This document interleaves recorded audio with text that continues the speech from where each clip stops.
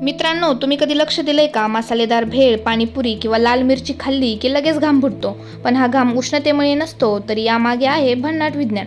आज आपण जाणून घेणार आहोत मसालेदार अन्न खाल्ल्यावर घाम का येतो. मिरचीमध्ये खास कंपाऊंड असतो, कॅप्सायसिन. हा कंपाऊंड आपल्या जिभेवरील रिसेप्टरला हीट म्हणजे जळजळ जाणवते असा सिग्नल देतो.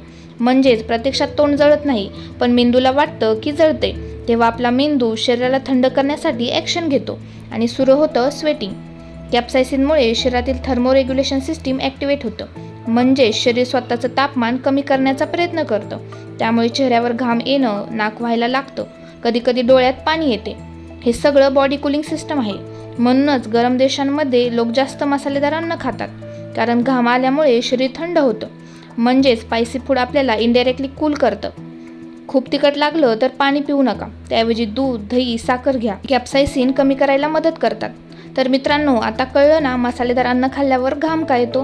हा व्हिडिओ आवडला असेल तर लाईक करा आणि अशाच भन्नाट सायन्स फॅक्टसाठी आपल्या चॅनलला सबस्क्राईब करायला विसरू नका. थँक्यू.